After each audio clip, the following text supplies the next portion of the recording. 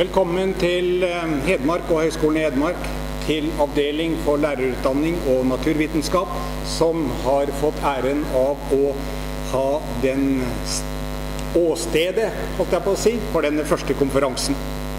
Når jeg skulle innlede eller åpne en konferanse som dette her, så vil jeg gjerne ta et perspektiv på skoleutvikling, slik som også Einar Kristiansen var inne på.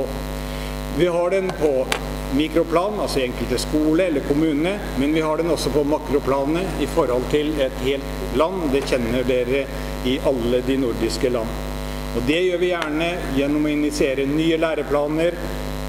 For å iverksette de trenger vi ny kompetanse, og det skal i prinsippet gi bedre resultater. Hvis vi tar fra 90-tallet og utover i Norge, så har vi hatt 3 store reformer. Vi begynte tidlig på 90-tallet med det vi kalte Reform 94, og den handler om videregående utdanning, det vil si på dansk gymnasskolen.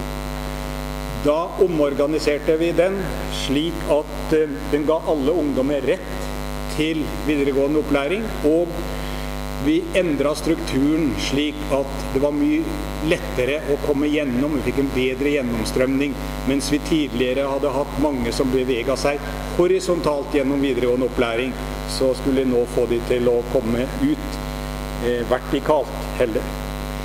Innholdet endret vi, og på det tidspunktet fikk vi den generelle delen av læreplanen som vi faktisk har fortsatt. Den handlet om både grunnskole, videregående opplæring og voksenopplæring. Og det var en slags nasjonal identitetsdanning. Den beskrev egentlig hva det betød å være norsk, tror jeg vil si det. Og så kom det nye læreplaner i alle fag. Men som det så mange ganger skjer, vi klarer fort å endre strukturer, men innholdet krever vesentlig lengre tid. Og de forskerne som evaluerte reformen etterpå, de konkluderte nok så entydig med at vi hadde ganske store problemer med å endre innholdet i videregående skole. Det var fylkeskommunen som hadde ansvar for den lokale gjennomføring, men det var et sentralt styrt kompetanseoppbygging. Neste trinn var Reform 97. Da var turen kommet til grunnskolen.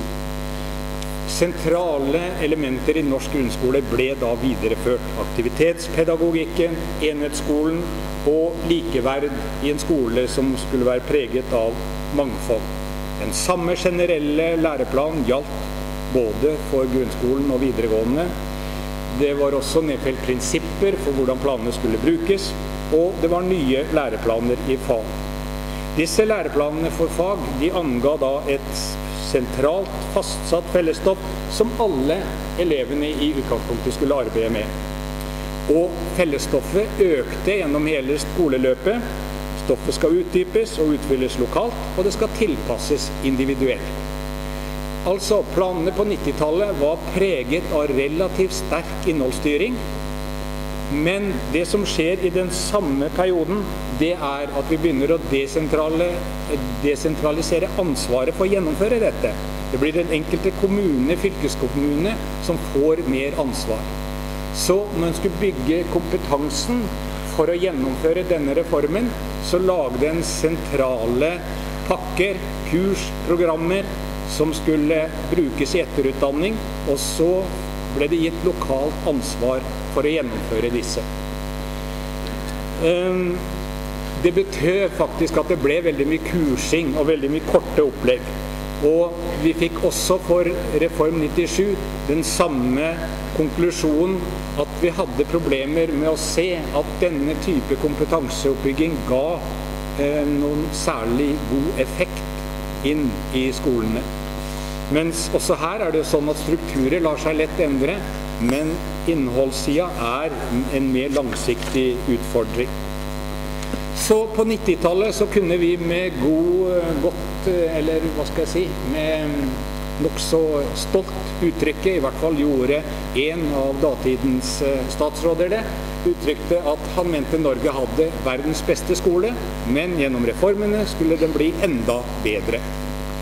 Men så kommer 2000-tallet, og da begynner vi å interessere oss for det siste leddet i kjeden skoleutvikling, nye læreplaner, ny kompetanse, altså resultatene. Og da fikk vi noen andre ting å tenke på, for det kan hende at på visse områder så var vi antagelig ikke verdens beste, hverken i Sverige, Danmark eller Norge. Tvert imot, det var kanskje slik at det manglet en del viktige elementer for at vi skulle være det. Og dermed så kom en ny reform gjennom et sentralt dokument i Stortinget som het Kultur for læring, og reformen ble kalt Kunnskapsløftet. Og stikkordene var nå kunnskap, mangfold, likeverd. Så det ser, vi har flyttet oss fra aktivitet til kunnskapsbegrepet og fått det mye klarere. Det var ikke så mange strukturelle endringer i denne reformen, noen i videregående opplæring, men det var nye læreplaner. Vi beholdt den generelle delen fortsatt, og så i læreplanene kom det noe nytt, nemlig de grunnleggende ferdigheter, som skulle være identifiserbare i alle læreplanene på alle nivåer. Dette må kunne uttrykke seg muntlig, kunne lese, kunne regne, kunne uttrykke seg skriftlig og kunne bruke digitale verktøy. Det ble kraftig understreket i denne reformen. Læreplanene for fag endret seg også fra det vi tidligere har hatt, altså veldig innholdsbestemte planer, kom nå planene med kompetansemål. Altså formulerte hva elevene skulle i stand til, for de hadde fullført det og det årskurset eller deler av utdanningen. Og vi fikk på plass et nasjonalt kvalitetsvurderingssystem i Norge. Og det gjorde at vi ville være bedre i stand til å følge med på resultatene i skolene. Også her var det et kompetanseutviklingsprogram som ble formulert i et populært kalt hefte, som da het Eplehefte, etter bildet på forsida. Og der ble det poengtert at det var behov hos det pedagogiske personalet på veldig mange områder, men de måtte selv finne ut hva de hadde behov for. Altså, stikkordet var at skolen selv skulle finne ut. Og vi fikk et annet slagord i den tida, skolen vet best. Altså, en brukerstyrt kompetansebygging var idealet her. Det førte imidlertid til at det ble mindre bruk av tunge kompetansemiljøer for å bygge opp kompetansen, og faktisk så fortsatte den tradisjonen vi hadde hatt fra før med veldig mange korte kurser, enten i skolene eller i kommunenes regi. Så selv om den var brukerstyrt kompetansebygginga, så endret kanskje ikke praksis seg så mye. Og da fikk vi litt problemer med å virkelig dokumentere endringsprosesser her også. Det er akkurat det forholdet som vi forsøker å rette på nå, ved at den flytter tyngden fra det etterutdanning som har vært tyngdepunktet frem til nå, til videreutdanning. Fordi vi innser etter hvert at den enkelte lærer bør ha tyngre kompetanse innenfor de fagene han eller hun underviser i, enn det som har vært tradisjon i mange kommuner til nå. Hvor kommer LP-modellen inn? Jeg tror den kommer inn akkurat her. Det er mange ganger ganske lett å finne på nye ideer for ting en gjerne vil gjøre. Men selve prøvesteinen for om dette holder, er faktisk implementeringen. Er det mulig å gjennomføre dette her, og er det mulig å finne at det gir resultater? Altså at vi kan dokumentere dette.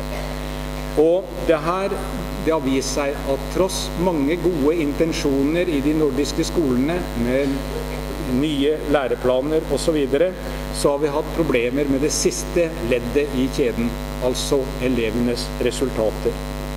Og det er det som er på mange måter kjernen i LP-modellen, at den fører oss inn i skolen blant lærerne og elevene og i kontakt med foreldrene. Og den fokuserer på hva som skal til for å skape et læringsmiljø som gir bedre faglige resultater, og som demper uro og konflikter.